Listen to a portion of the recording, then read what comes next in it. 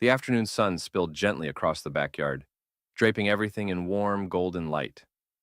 Bees drifted lazily between the lavender stalks, and a breeze barely stirred the tall grass behind the shed. It was one of those slow, unremarkable days that never seemed to end. Quiet, safe, ordinary. Near the weathered wooden shed, the scent of cut grass mingled with the dusty tang of sun-warmed tools. A garden hose lay curled like a snake beside a watering can. Inside the shed, the old freezer hummed faintly, plugged into a nearby outdoor socket. A pair of gardening gloves rested on a windowsill, one hanging slightly over the edge, rocking gently with the breeze. Children's voices rang out not far from the hedgerow.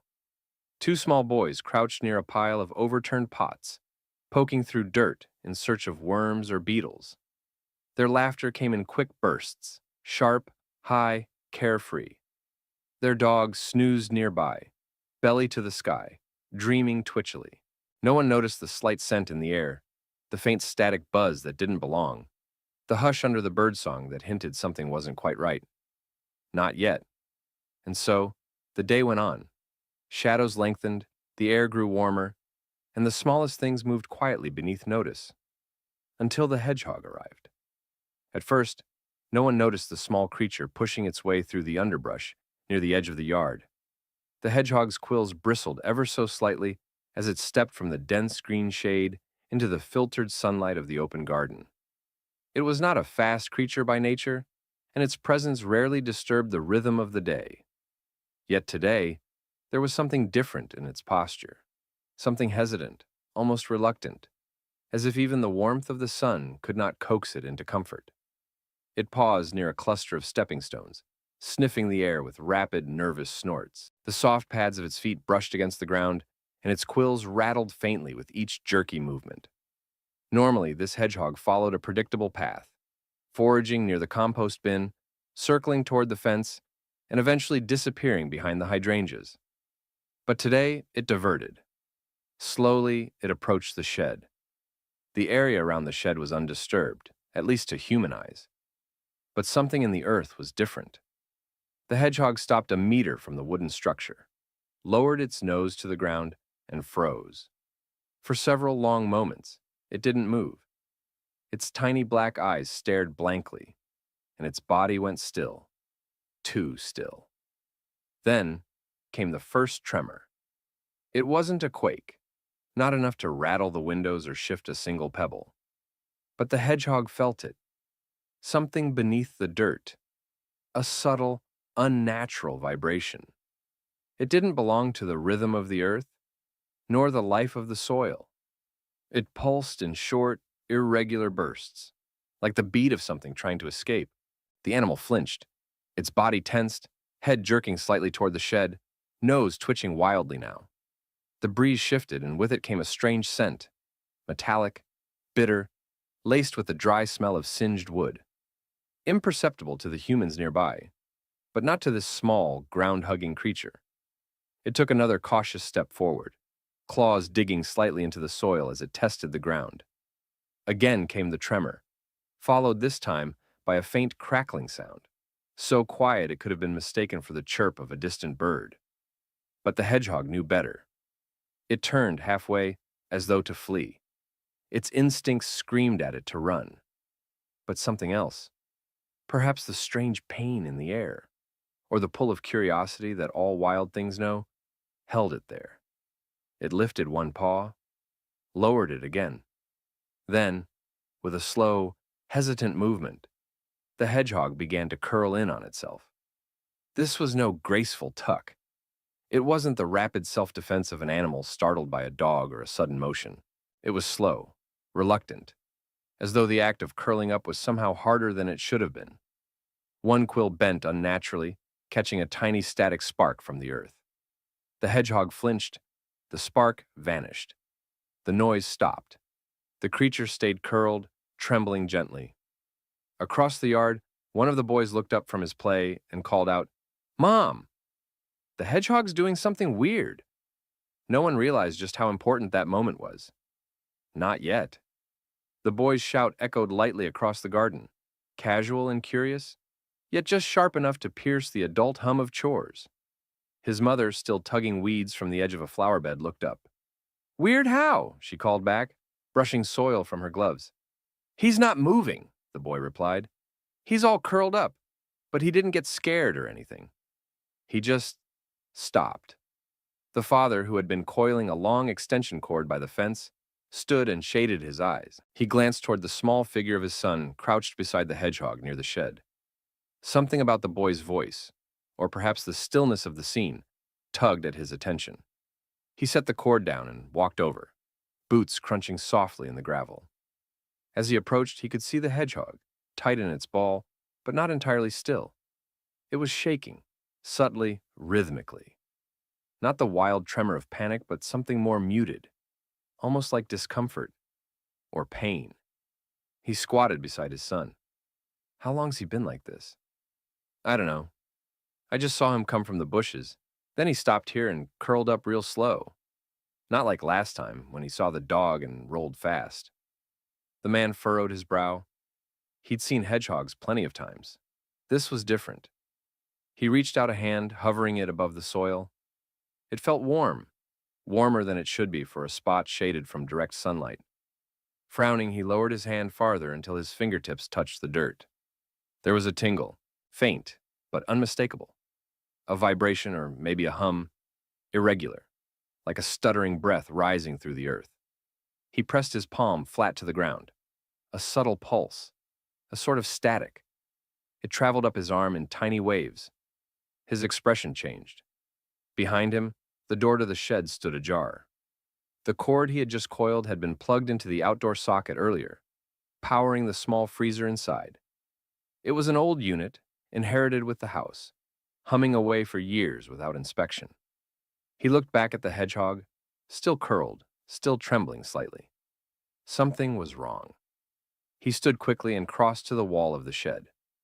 Kneeling down, he brushed aside a patch of dry leaves and thin weeds that had grown around the base of the wooden siding. The ground beneath was cracked, the earth dry and brittle from summer sun, but in one spot near the corner, the soil looked disturbed, as if it had recently shifted. He moved more debris. A faint whiff of something acrid hit his nose. Not rot, not mold. Something sharper. Burnt plastic? The scent vanished as quickly as it had come, caught by a sudden breeze. "Anna," he called to his wife, voice tight now. "Bring the flashlight and switch off the shed power from the main panel." Right now, she didn't question it. His tone had changed. Back by the shed, he crouched low again, flashlight now in hand. He pried at the edge of a warped wooden plank. As it lifted, he saw them. Two wires, faintly exposed beneath the dirt. Their insulation melted in places, one of them sparking minutely where it touched a sliver of buried metal. Sparks. Tiny, pale orange flickers dancing against the dry earth, like the breath of something waiting to ignite. His breath caught. The wire was live. And if the earth around it had shifted even slightly, if a root had pressed just right, or a stone shifted, it could have ignited the dry soil, the wall, the shed, or worse. And it was the hedgehog who had sensed it first, who had reacted to something beneath the surface long before any of them knew. Behind him, his son whispered, "Is he okay?" The father turned, his face pale but steady. He might have just saved us all. The power was cut within minutes. The hum from the shed's freezer died with a low groan, and the house itself seemed to exhale into silence. The father stood back, arms crossed tightly over his chest, staring at the disturbed patch of soil like it might still catch flame. Even with the electricity off, his mind raced through what could have been a spark, a flare, dry timber, heat, children only meters away. He glanced again at the hedgehog. The small creature was still curled tightly in its spiny ball, motionless, but no longer trembling. It sat like a stone on the edge of something unseen. A sentinel. A warning that had gone almost unnoticed. The electrician arrived within the hour. A man in a blue jumpsuit with a silver toolbox, and a deep frown as he knelt beside the exposed wires. "These are old," he muttered, clicking his tongue. "Very old. Improperly buried. No conduit, no shielding." Should have been replaced years ago. He pointed to the melted insulation. The current was arcing, not enough to trip a breaker yet. But in this dry ground? He shook his head. It's a fire waiting to happen. The father didn't respond. He crouched nearby, silently watching the hedgehog as it finally began to stir. The ball of quills loosened, unfolded carefully. A small, pointed nose emerged first, then beady black eyes, cautious and slow blinking. It stretched slightly, lifting one foot, testing the ground again. No more tremor, no more crackle. The hedgehog sniffed the air, turned once in a small circle, and began to walk away, deliberate, slow, as if checking behind it for the status of the humans it had just protected. He was sitting right on top of it, the father said softly, gesturing to the path the animal had taken. Like he knew something wasn't right. Like he could feel it before we could. The electrician snorted lightly but didn't argue.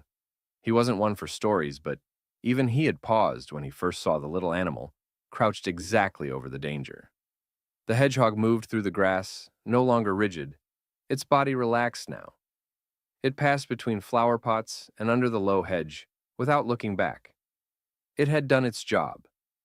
That evening, as the sun began to dip behind the trees and the cicadas hummed in steady rhythm, the repaired wires were sealed and reburied, properly cased and secured. The shed's wall was patched, and the freezer remained unplugged. The children, still chattering about the hedgehog who knew, insisted on drawing it in chalk on the path, spikes and all.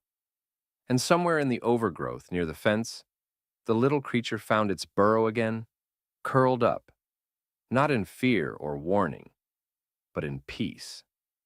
That night, after the children had gone to bed and the tools had been stored away, the garden sat in stillness. The shed, now safe and silent, stood like an old sentinel, its danger neutralized, but its story just beginning. Crickets sang from the hedges, and the wind rustled gently through the drying grass. But in the kitchen, lights still burned. The parents sat at the table, mugs of tea steaming between their fingers, both of them still half leaning forward as if the tension of the day hadn't quite left their bones. They had talked through the logistics already. What would need replacing, the cost, the follow-up with the electrician. And yet the conversation always circled back to the same moment. He curled up right on top of the wire, the mother said, her voice low. Yeah, the father replied, slowly. Not like he was scared. Like something was wrong under his feet. Neither of them said it aloud just yet, but they both felt it. The sense that something had stepped just briefly outside the ordinary. That this small, quiet creature had responded to something they hadn't even perceived. Not a noise, not a smell. Something deeper. The father rose and crossed to the window, looking out at the moonlit garden. The chalk drawing the children had made still stood bright against the pavers. A rough, friendly hedgehog with wide eyes and a little smile, surrounded by lightning bolts. You know, he said softly, if he hadn't stopped there, if we hadn't paid attention, we wouldn't have checked that wiring until something went wrong.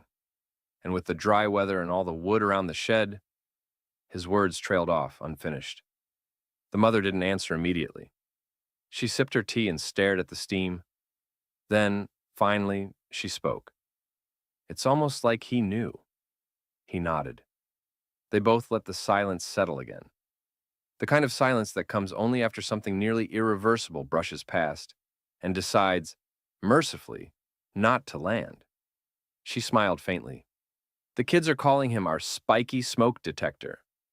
The man chuckled under his breath, then leaned on the windowsill. Not a bad name, really. Outside, somewhere near the edge of the fence, a rustle sounded, brief, soft, and barely noticeable.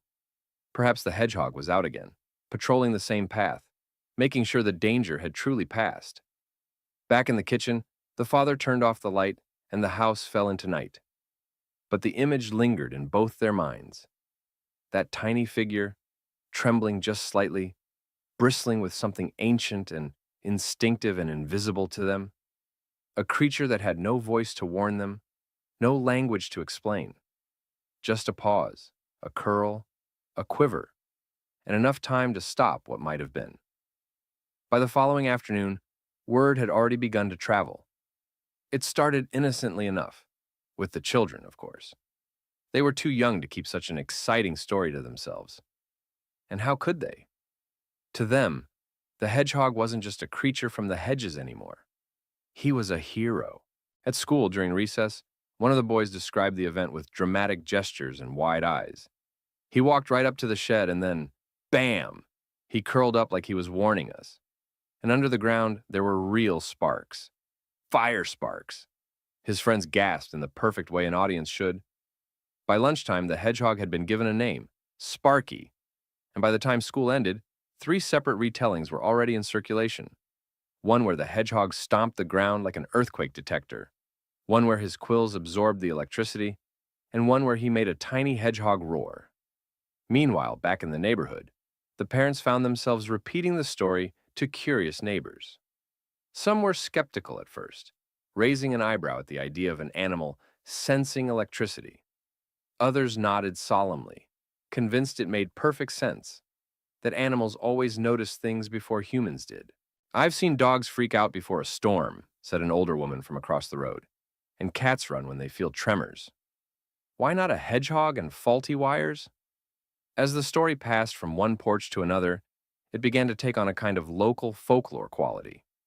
A gardener down the lane suggested putting out a shallow dish of water for the little protector. Someone else mentioned building a small tunnel path near the fence, in case he wants to come back and patrol. That evening, the children drew more pictures. The hedgehog wearing a red superhero cape, another of him standing proudly in front of the shed, while lightning bolts cracked behind him. Their parents put a few of the drawings up on the fridge, smiling with a mixture of amusement and awe. Later, while trimming hedges near the back of the yard, the father spotted a flicker of movement in the grass. A flash of spines, a small black eye, a rustle. The hedgehog was back, just passing through. He didn't pause this time. No trembling, no hesitation. He moved steadily along the garden edge, through the shade, and disappeared behind the compost bin like it was just another day. And maybe it was. Maybe for him it always had been. But for everyone else, neighbors, children, even the skeptical, they would never look at that little path the same way again. And certainly not the shed. The garden had been saved by a creature no larger than a football, with no tools, no voice, and no warning, except the simplest act of all, the decision to stop and feel the earth before anyone else could. A few days later, the family stood together near the shed, this time not in fear or urgency, but with quiet intention. The father held a small wooden sign, freshly painted by the children, the letters slightly crooked but bursting with pride. It read, "Sparky's Spot, Hero of the Garden, for the brave hedgehog who felt the danger before we did." They had chosen a flat stone at the base of the shed, just above the place where the faulty wires had once sparked. There, among the daisies and creeping thyme, they planted the sign. Around it, the children arranged painted pebbles and a few small flowers, while their mother tucked a ceramic mushroom nearby, giving the whole spot the look of a tiny woodland shrine. The moment felt simple, quiet, but deep. It wasn't about superstition or spectacle. It was about gratitude for the awareness of something so small, so easy to overlook, that had nevertheless changed the course of their lives. They stood for a while without speaking, just listening to the breeze stir the leaves and the distant hum of summer insects. The sun filtered through the trees in soft dapples, and a butterfly landed briefly on the edge of the stone, then drifted off. That night, after the children had gone to sleep, the parents sat in the garden with mugs of tea, watching the moon rise above the treetops. No wires buzzed beneath their feet now. No strange heat lingered near the walls. The shed stood quiet, safe. The father turned his head slightly, gazing toward the back fence. "Do you think he'll come back?" he asked. "Maybe," his wife said, "but I don't think he needs to." And she was right. Somewhere beyond the fence, beneath the hedgerows, and under layers of quiet soil, the little hedgehog had moved on. Not for praise or thanks or even notice, but simply because that's what creatures do when they're connected to the rhythms most humans have forgotten how to hear. He had come. He had sensed. He had warned. And then he had gone again, leaving behind nothing but a curl in the dirt, a saved family and a story that would be told for years to come.